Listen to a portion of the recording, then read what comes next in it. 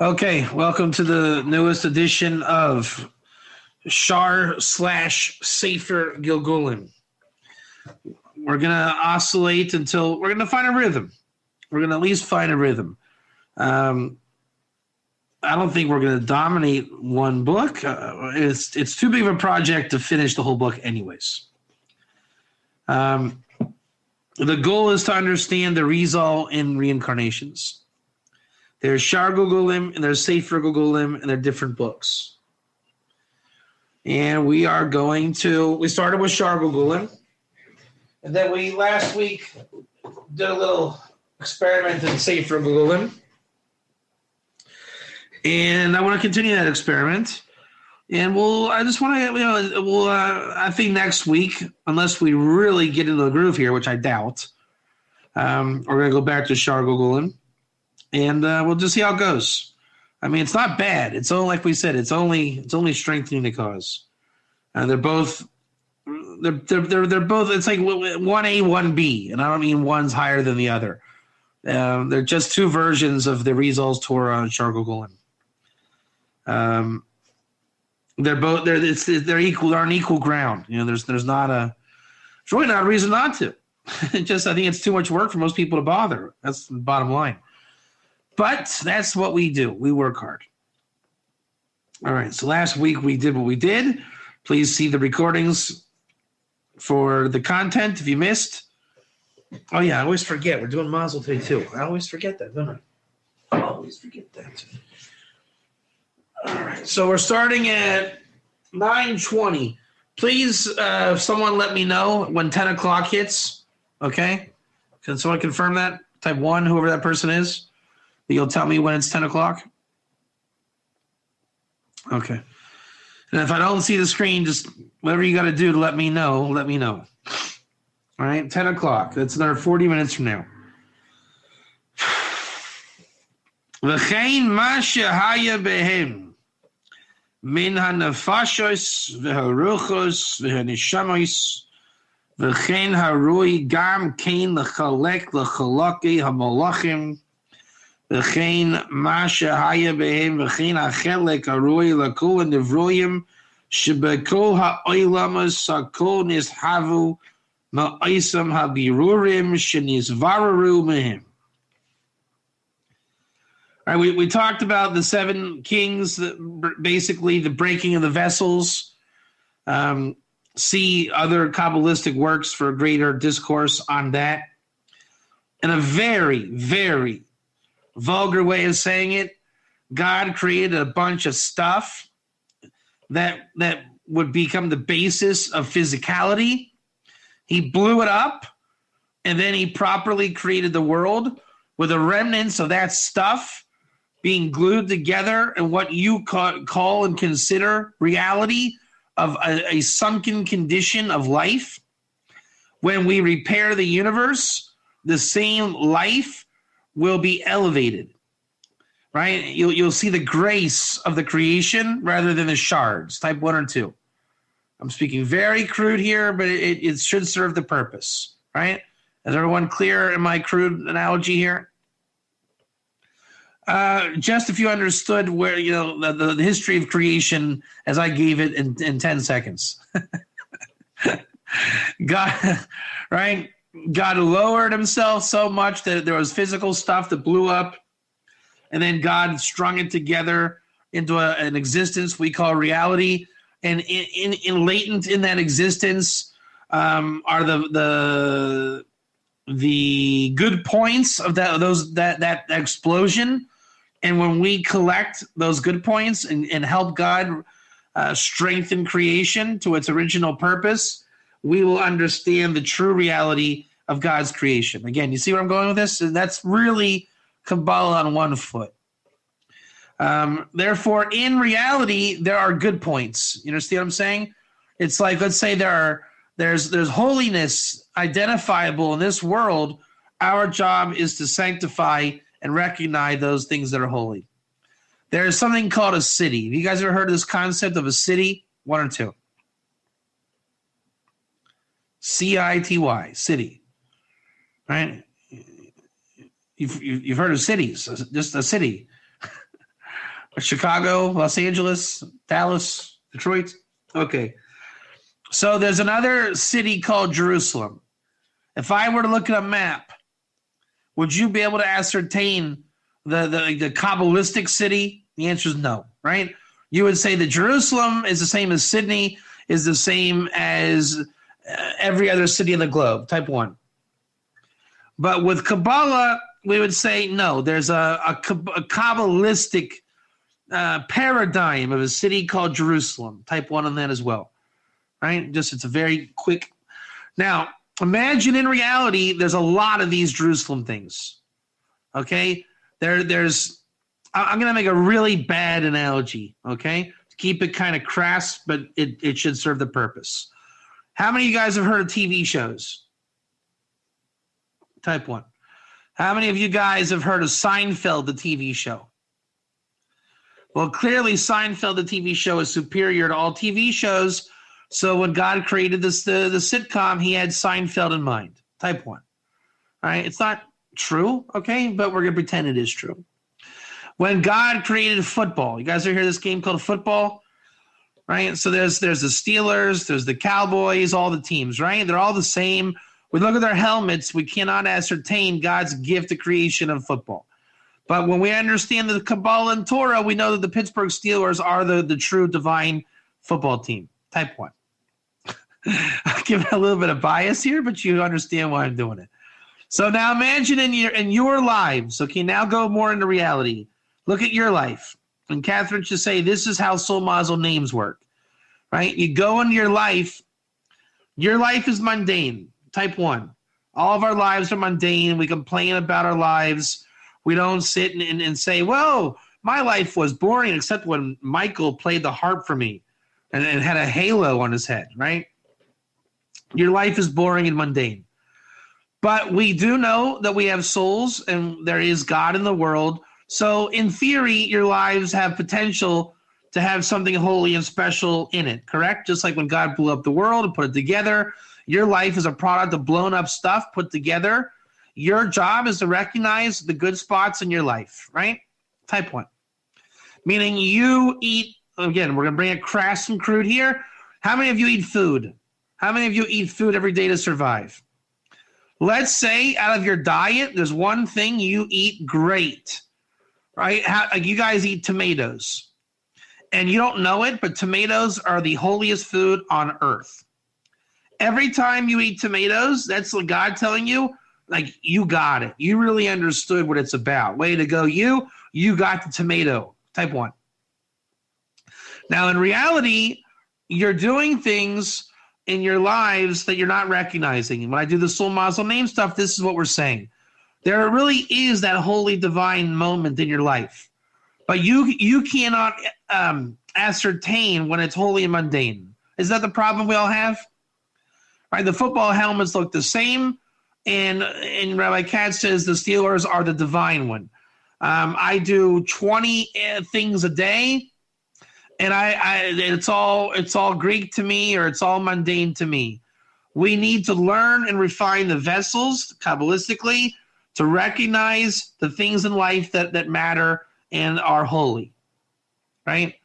Until you sanctify it Kabbalistically, you don't really recognize it. I guess I hate to use that analogy. Let me think. I want to think of a good one. I don't want to be too crass here. All right, let's talk about the Brady Bunch, right? I know we've all had our personal struggles in our personal lives, but I think we can all agree the Brady Bunch marriage would be a holy spot in someone's life, right? The right partner, the right circumstance, right? Ideal scenario. I'm not saying it's meant for everybody because we've all had our issues there. Maybe not all, but most. But we can all imagine Prince Charming and Romeo and Juliet. If it were real in my life, our lives, we could say that's one of those holy cards. That's where life really is divine. Does anybody have a 2 on that? Does everybody give me a 1? Does everyone agree that would be a holy moment if we had the perfect marriage? right? The perfect marriage that you could easily point your finger and say, that's the holy card in life, right? Okay. What's that? What do you mean both? Both what? No, we're saying the perfect spouse in a theoretical domain, right? You married Mike Brady, okay? Mike Brady. It's a fictional, picture-perfect fairy tale. We're not speaking reality yet. Okay.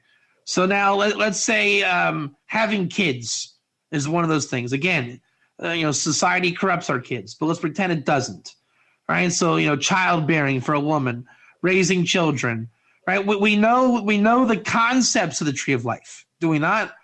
Think of another one. Oh, planting a tree, right?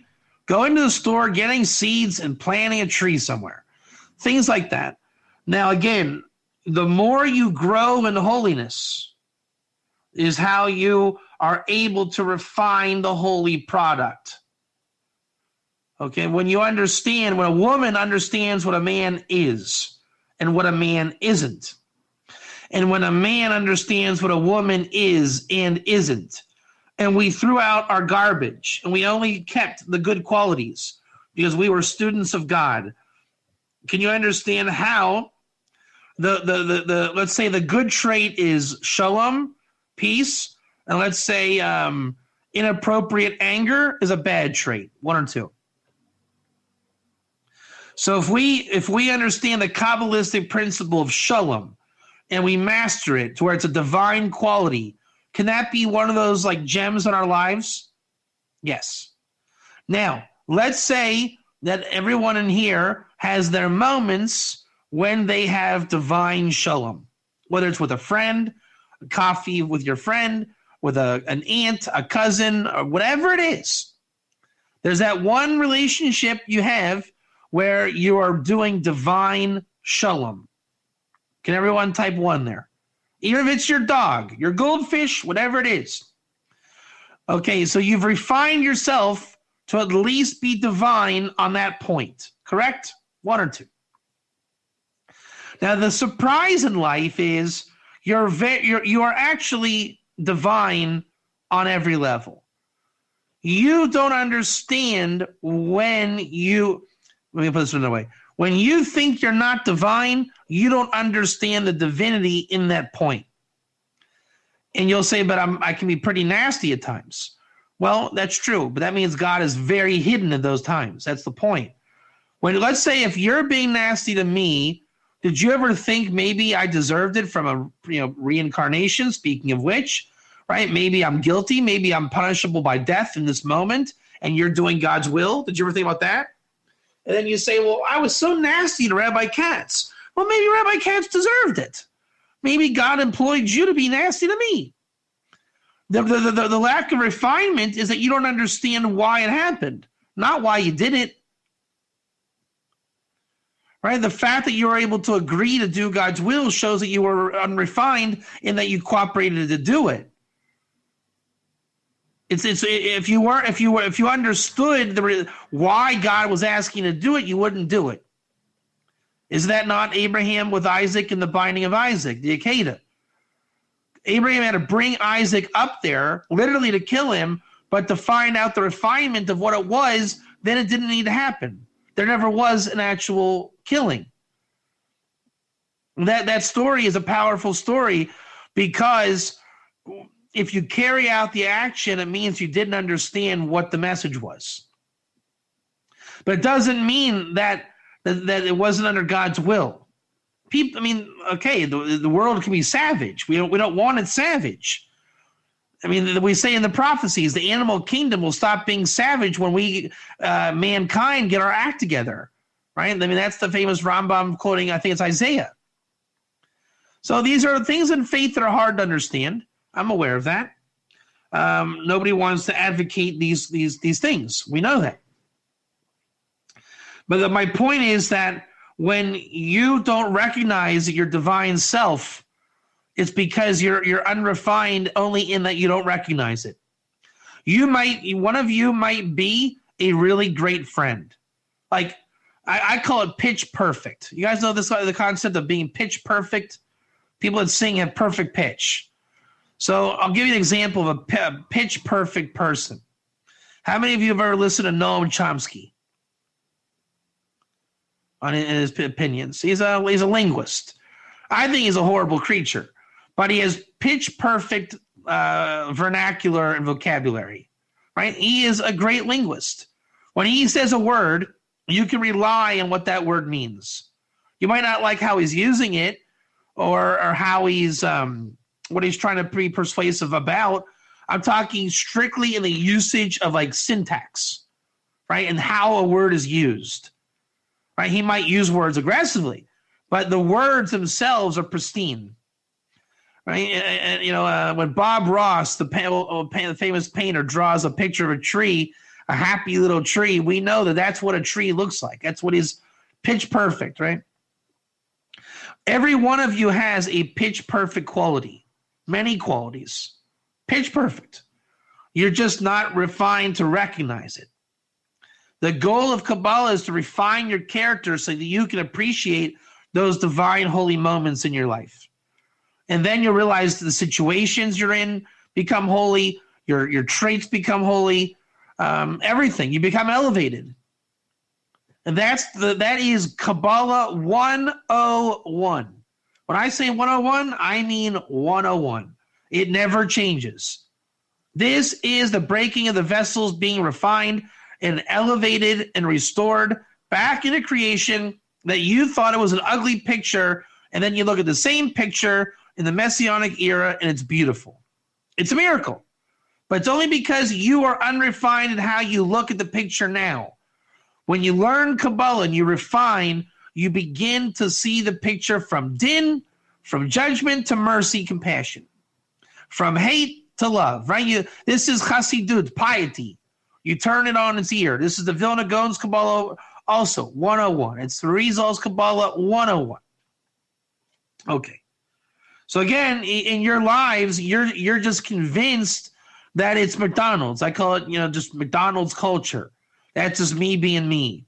It isn't. And what's the biggest secret? We don't see you as just you being you. We see divine qualities, but we know that you don't see it. So we can't tell you, and therefore you never know. And you can't guess, because you can't just say, maybe I'm the world's greatest pianist and I just don't know it.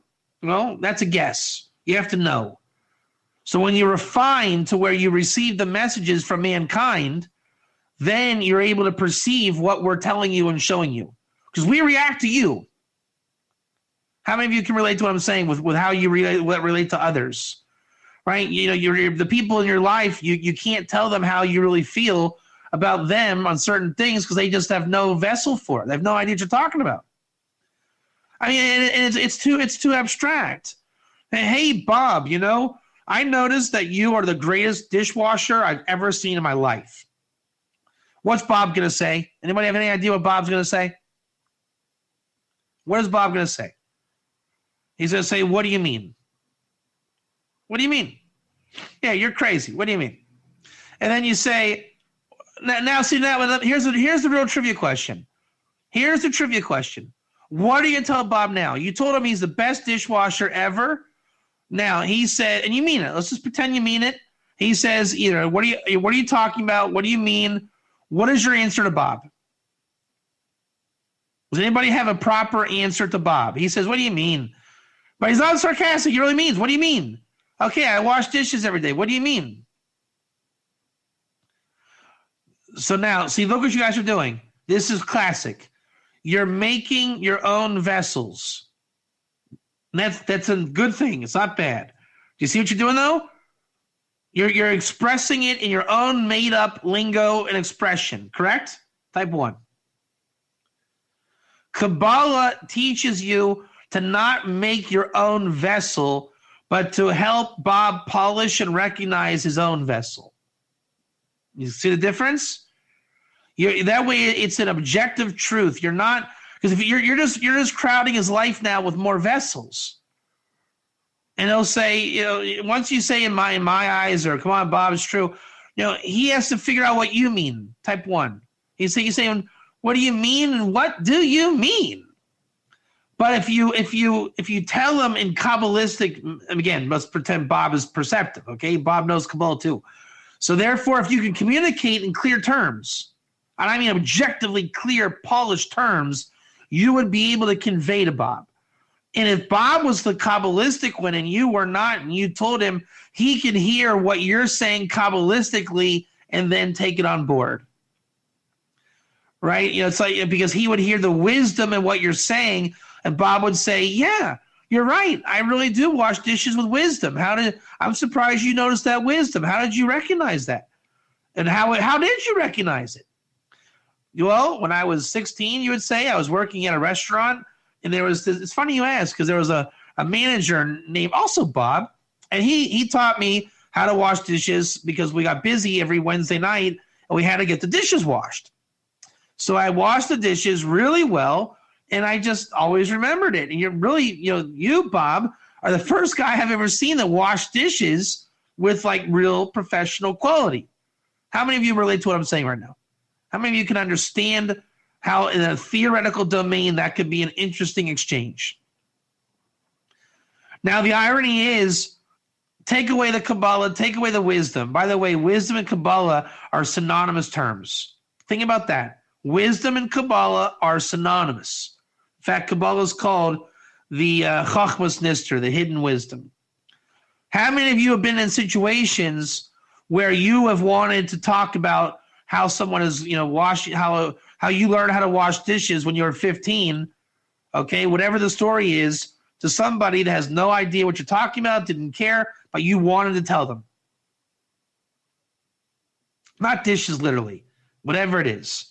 Whatever it is, you had a story you wanted to share, you brought it up, but without Kabbalah, is there really a platform to discuss it? Right? Without wisdom, how do you discuss it? How do you tell someone, when I was 15, it becomes, old, grandpa, telling the old stories. But when you give it from wisdom, then it becomes interesting, because then you have the vessels to tell over. Right? You're no longer giving it over in dirty vessels, the mundane vessels, the crass vessels. You give it over crystal clear, those divine holy vessels that you've worked on, elevated, polished, and seen the wisdom to express and convey things in those vessels. You understand where I'm going? But again, it doesn't mean that because I know how to tell my dishwashing story to Bob, I can now go on Broadway and tell the world about my dishwashing. I can't. I only told Bob because I noticed that Bob washes dishes really well. If I go to Broadway and we have a crowd, I have to address the crowd as per the wisdom that they understand. Right? They have to have a wisdom there that I rap with them on their wisdom. I would suppose that's probably marketing. Right? Getting together a demographic of people that like to say that are there with a common wisdom, a polished Kabbalah vessel, and then I talk to them according to that vessel. Right? I know I used to work at Joker's Comedy Club in Dayton, Ohio. Right? Can you imagine what the common vessel is at Joker's Comedy Club in Dayton, Ohio? After work, lots of beer and chicken wings. That's the common vessel.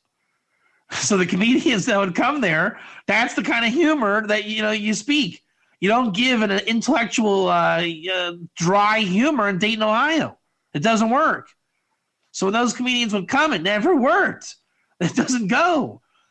But you come in there and talk about beer and this and that, it was like, yeah, it was a great night at Joker's. So again, the common wisdom will work. All right, let's go. So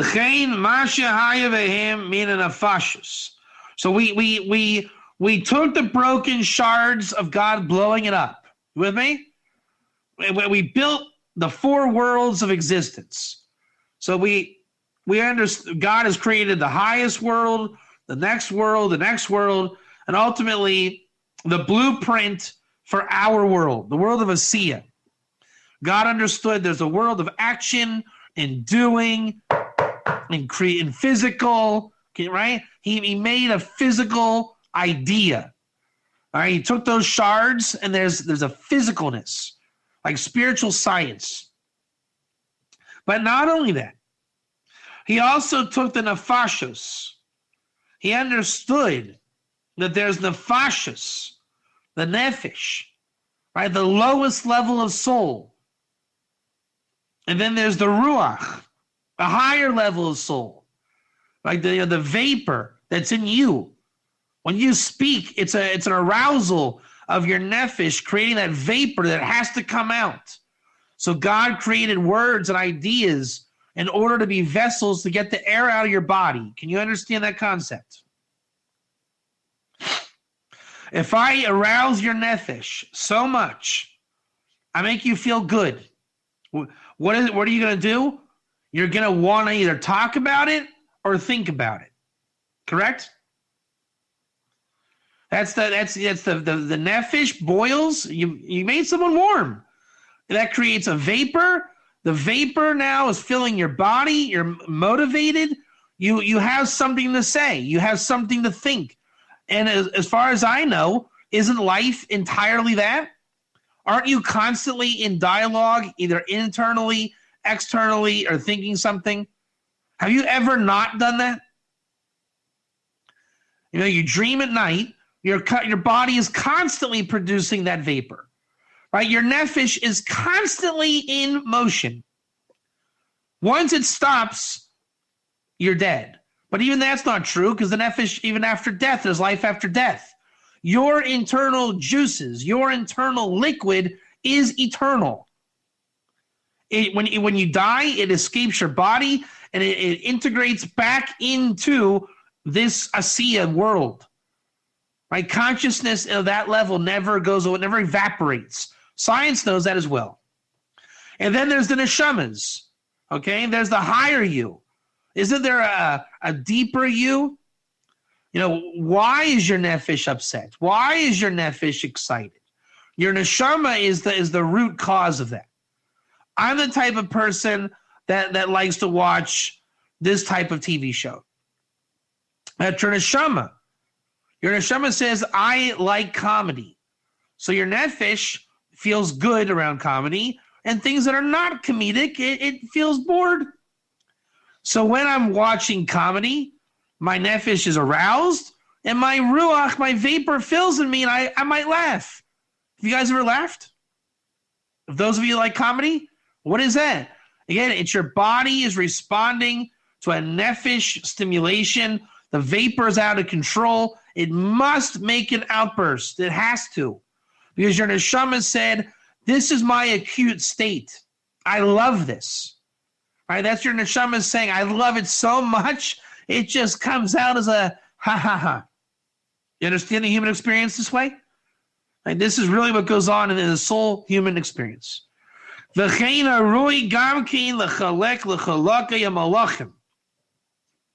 From this explosion matter, the angelic DNA, we want to call it, was also constructed. All the angelic bodies of existence came from this primordial explosion. I mean, the Big Bang is a good analogy, is it not? I mean, science really might have this one in terms of a parallel metaphor. Also,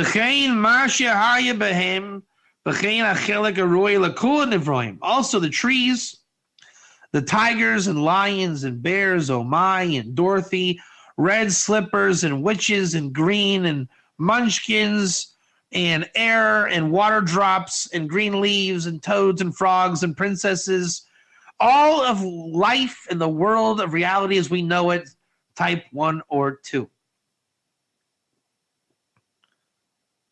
1, 2.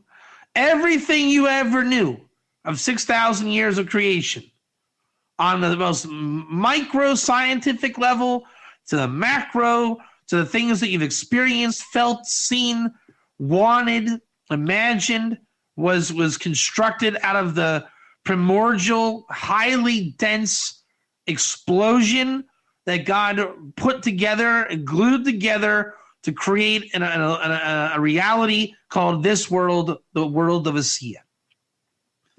It's where and think about this.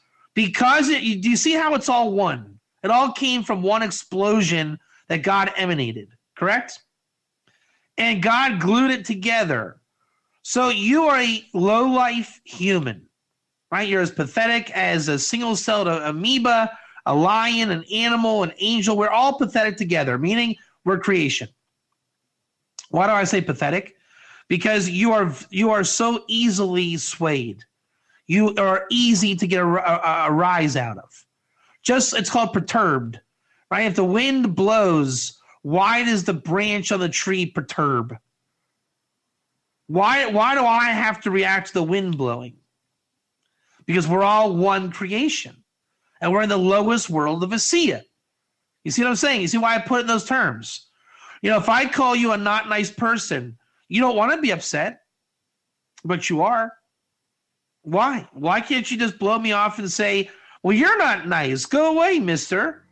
Because we have no stability. We're all volatile. Your nefesh is in a volatile state. It's like the ocean waves. Are the ocean waves not all one wave? I mean, how can you really separate ocean waves? Water is just one flow. Energy is one flow. Right now, as I speak, am I affecting people in China? One or two? 100%. When you listen right now to my speech and you think something, you have a ruach, a vapor filling your vessel right now, and you're thinking it. Are you relieving the pressure of the universal nefesh by allowing that thought to happen, thereby affecting the people in China? Yes. And the chiddush is life is sensitive.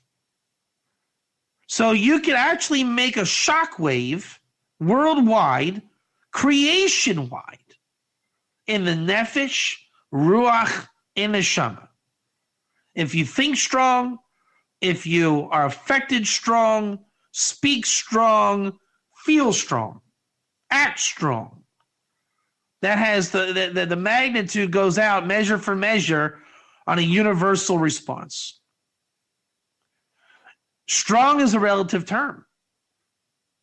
If I touch your soul and you resonate inside so much and you think the thought, and that ruach goes up straight to the gates of heaven, would that not profoundly affect the worldwide nefesh?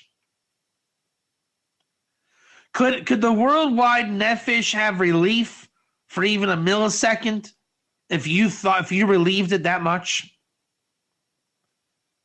And then if you speak it, don't you become a worldwide relief? That's the integration of souls. If you speak it, are you easing the grass growing outside your house? Theoretically. You're affecting the angelic realm guarding the grass, the physical nature of the grass. Shebekol ha'olamis hakol nishavu me'oisam habirorim shenizvaru behen. All the worlds are in it together for this biror. Biror is the purification that was purified. And we know from Kabbalah that our world, Asiya, is the engine room. Meaning Atzilus doesn't affect us. We affect Atzilus. Michael doesn't affect you. You affect Michael. You understand that? The world of Yetzirah doesn't affect you. You affect it. God affects man to affect the world so that man should be affected and affected by God, type 1 or 2. That is the cycle of life of the tree of life. And the focus, the nakuda, right? When God contracted his light, he contracted around a point. Your reality that you know is that point. Upwards as a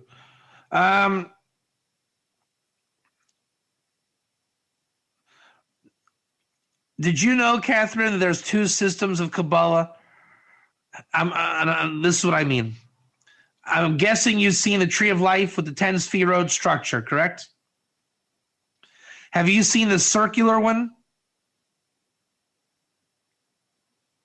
One or two?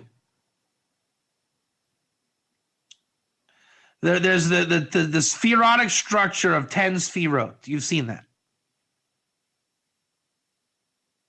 Okay. There's another system called HaGilgulim. It's the 10 Sefirot depicted with a circle and a circle around it, and a circle around it, 10 circles around depicting 10 Sefirot. Have you ever seen that system? So Google it. HaGilgulim, either I-G-U-L-I-M as in Mary, or with an E at the beginning. It's the idea that we are the nucleus, and then we affect outward. Right? The two systems of the Tree of Life. The up and down one that you're familiar with, and then the circles and the circles and the circles. Right? The ripples. Right? It's the universes, it's the levels of soul, it's the Sefirot. It's the HaGilgulim. Let me see. HaGilgulim. Let's try this. You know what? I'm gonna get a picture and post it here. Hold on. Okay, so the way it works then is God throws the stone in the middle of the pond. Malchus, the kingdom of God, is called as sea, as in S-E-A, Yam, sea, okay? The point, the nakuda, the dot of all reference is Evan Shtia, the foundation stone in Jerusalem. Unite the two concepts. God has a kingdom, God has a foundation stone. Right hand of God, left hand of God, correct? Put them together, call it a clap. God throws the stone in his own pond. You understand that? There's the spiritual world, the left arm, the physical world, the right arm, and God works with us with his right, and God works with the spiritual realm in the left. They unite. God throws the stone in the pond. That shakes our world. That shakes our world. Then the ripples go out. That affects all the worlds. Then it elicits a divine response. If I right now were to go on Facebook and make a ripple effect, I say, Rabbi Katz hates everybody born in the month of April. Okay, I just did that. Go on Facebook. It's official Rabbi Katz post. I hate everybody born in April. Did I throw the stone in the pond? Type 1. I rocked everyone's world. Pun intended. Will I get a ripple effect back at me? Will it come back? 100%. Rabbi Katz, it's horrible. How dare you? Okay, so that's the Or Choser, the Or returning light, and the direct light. I sent the light back out at you. I hate people born in April. Then everyone comes at me with the returning light, the straight light. How dare you? I was born in April and I'm a good person. Okay. Therefore, when God rocks our world, it goes out. Your job again, be refined. Don't tell people you hate them because they're born in April. Tell them, I know a lot of Tauruses, they're very good people. Imagine that. Would that get a different response on Facebook? Rabbi Katz thinks Taurus is amazing. Go Taurus. You guys are amazing. Would that get a different response? Yes. Then they say, well, Rabbi Katz, I'm a Taurus too. Are you a Taurus? I'd say, no, I'm actually a Gemini. God rocks the world. Your job is to refine, and therefore the message goes out holy and untainted, right? You sanctify the ripple effect. You don't have to send out ripples that are angry because they're ripples. No one likes to have their world rocked. Okay, we'll finish up in a second. But you when your world gets rocked, i.e. your nefesh is stirred up, you can make it into a pleasurable, compassionate experience, right? Can you please move your chair? Yeah, sure, no problem. Hey, I'm sorry I was in the aisle. I hope I can make your life a little easier. Oh, thank you, because my leg is, I was limping. I don't know if you can see me limping. It's pretty hard to get through here. No problem. Let me help you out here. If you need anything, let me know. As opposed to, Why do I have to move? Why can't you move? Because I'm limping. Don't you see I limp? No, I didn't see you limp. You will look fine to me. What, now this person now has to give you his whole doctor report? So you see, reality can go however you make the ripple effect. Then it comes back on you. What you put into it, you get out of it. You are compassionate to them, they'll be compassionate to you. Right? It's based on the refinement. Either way, it's the same. It's the same relationship in its root. It is always right. You have to refine, which means you have to have the wisdom of how to act appropriately. If the person was not appropriate, then maybe you did the appropriate thing, right? Well, rude people, then maybe you need to treat them as they need to be treated by God. You understand? The wisdom is as deep as your refinement will go. We're not saying they have to be nice to you. They don't have to be nice to you. But there's a way to mitigate their strengths, their gevurot. You understand? If they're rude, you can mitigate their rudeness with your chesed and just put them, it's like hospitality. If you come to my house and I see you're going to be a balagan, I can manipulate you with hospitality, right? You think just because you're in my house, you live here now. But if I'm really hospitable to the point where I manipulate, in a good way, then you never get a chance to run wild. Everyone that's entertained kids in their house knows it is work, right? Soften the impact, exactly. If I told you I'm coming to your house right now with my kids, think about that. I'm coming with a 7 and 6-year-old right now to your house. How many of you would have a problem? I don't mean a problem with me coming over. I'm saying, is there glass on your table? How many of you have something right now that could break? Reuben's coming with a soccer ball. Okay? So if you're a good hostess, Reuben's going to be rude, isn't he? He's going to kick the ball, and he's not thinking about your vase. You need to think this kid is going to be okay, it's understandable. He's a kid. But do you want the vase broken? Or do you want to be so hospitable, I never get the chance to have my kid break your vase? You understand? Okay. Therefore, when God rocks your world, you need to have the wisdom. Really, this is King Solomon's Mishle. Who is the rude one? You got to size up the room. Who's the rude guy? Who's the nice guy? Wisdom will tell you that. That's King Solomon Wisdom 101. Then what you do is with your wisdom, you don't sit or stand near the rude person. You go away from the rude people, right? It's not a cop-out. Do you want that, the conflict in your life? Right? So you start to think ahead, you think deeper, and you become involved with wisdom. Therefore, when the ripple hits, you affect all the worlds. It's either going to come down as din, chesed, or rachamim, right? Judgment or kindness or compassion, based on how you position, how you got hit, how you got rocked. I'm using the metaphor, right? Rocked. We know the foundation stone in Zion. And then this is called mati la mati, touching but not touching. You never really got hit. God just kind of blew air onto you, like he impacted you, your nefesh. He made your soul a little volatile. You were impacted. The ruach happened, the vapor. You thought, you spoke, you acted, and then you received the results of your actions. Right? We interact with you. You interact with us, which is God interacting with you.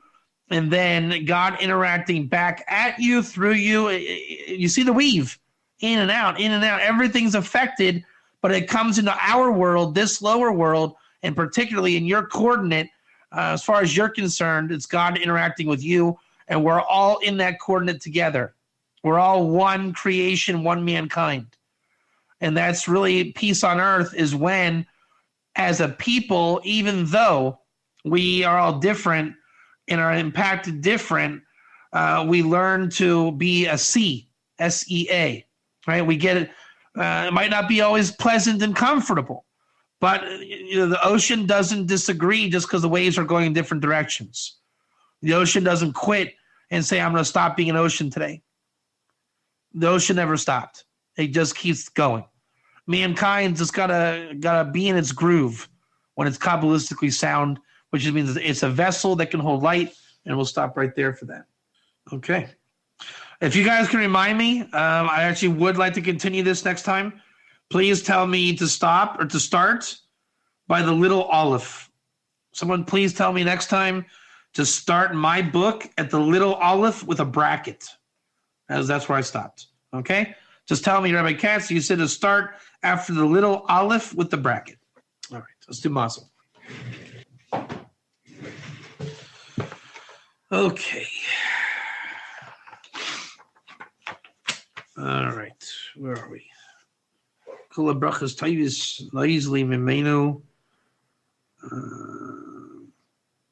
Forget what we did. Does anybody remember the last Mazel thing we did?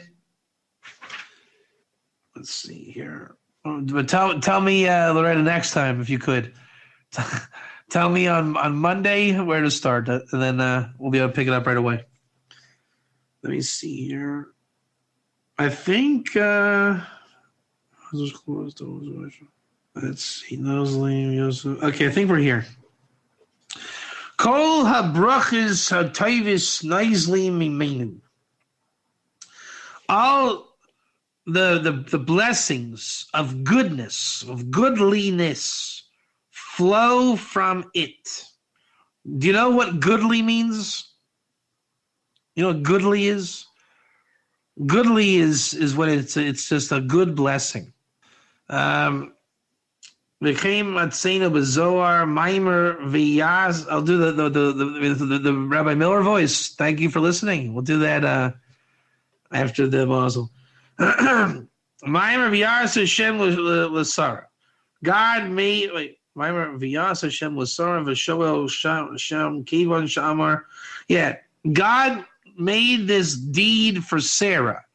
Sarah had her womb opened by God, right? So it asks over there, since that God said, I will remember the womb of Sarah. Why does it say God did it or made it for Sarah? That's what the Zohar's asking. This is the week of Lag Bomer, so it fits pretty good. Meshiv, and then answers, Elakach lamdeinu shepri ma'asav shel HaKadosh Baruch Hu. Rather, it is so that we learn that the fruit of the deeds or actions of HaKadosh Baruch Hu,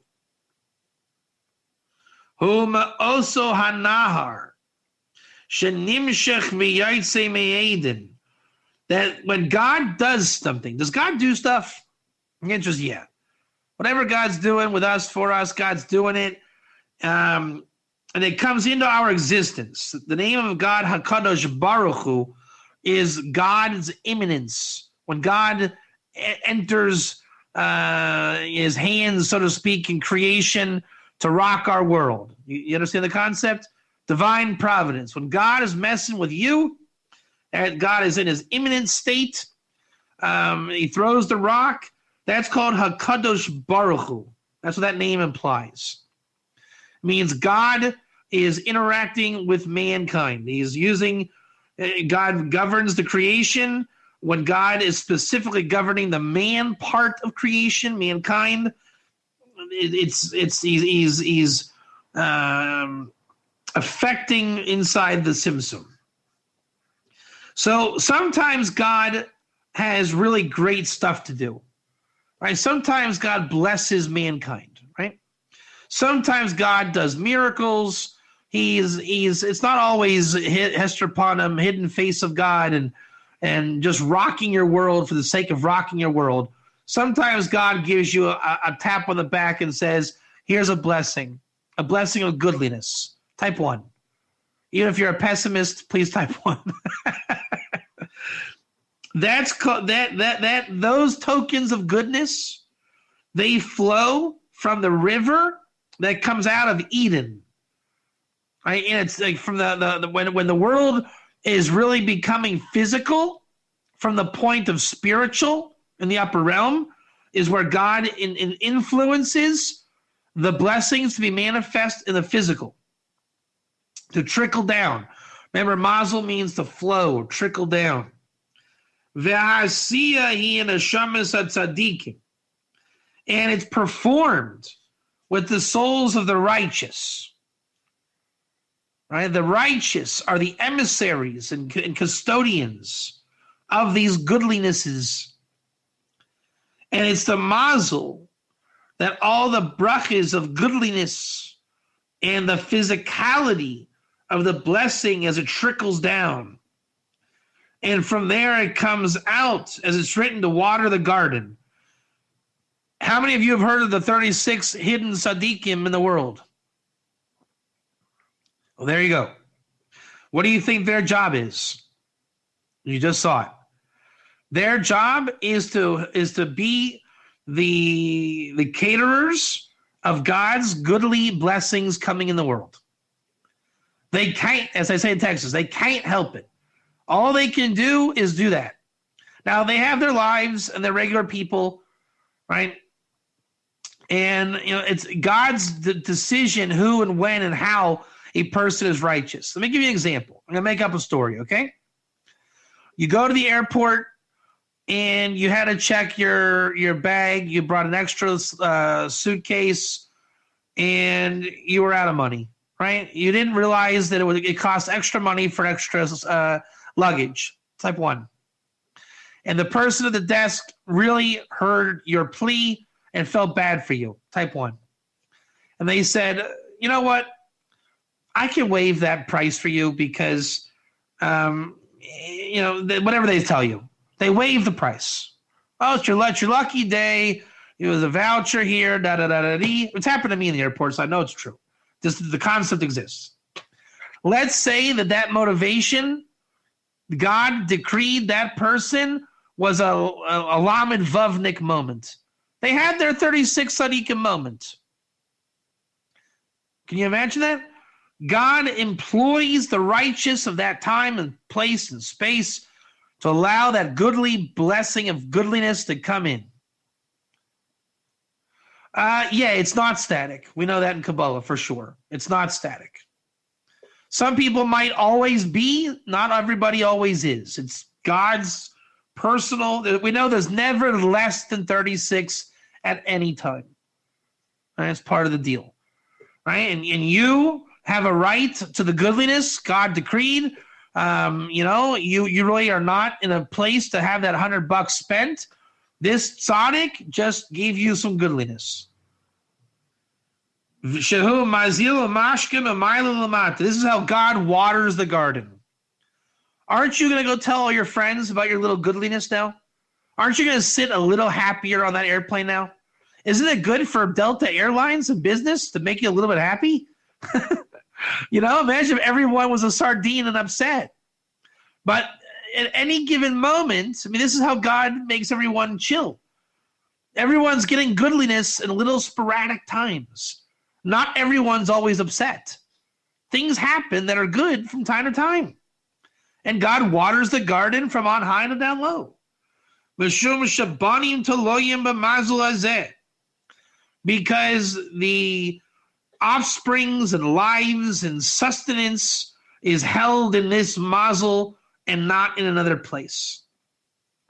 So those kind of things, your lucky day, the goodliness that comes, you find a spouse, your kid does something good to make your day easy. For example, I'm a single parent.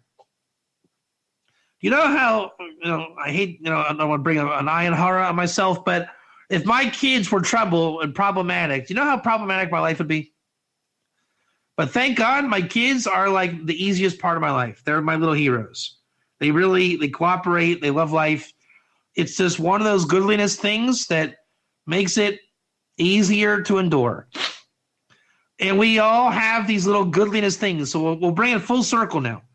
Remember we said your life has divine moments? Didn't I say it's the premise of soul mazel name stuff? Therefore, could you not infer from what I said it was your mazel and the mazel things? Aren't we saying now mazel is defined by the little goodlinesses? And isn't your neshama really composed of all those little goodlinesses? And your ruach wants to experience the thought and speech and action of those goodlinesses? And your nefesh is saying, you're going to rock my world. Is it going to be open goodliness Or do I have to really dig and search for the goodliness? Thank you for listening. Be well.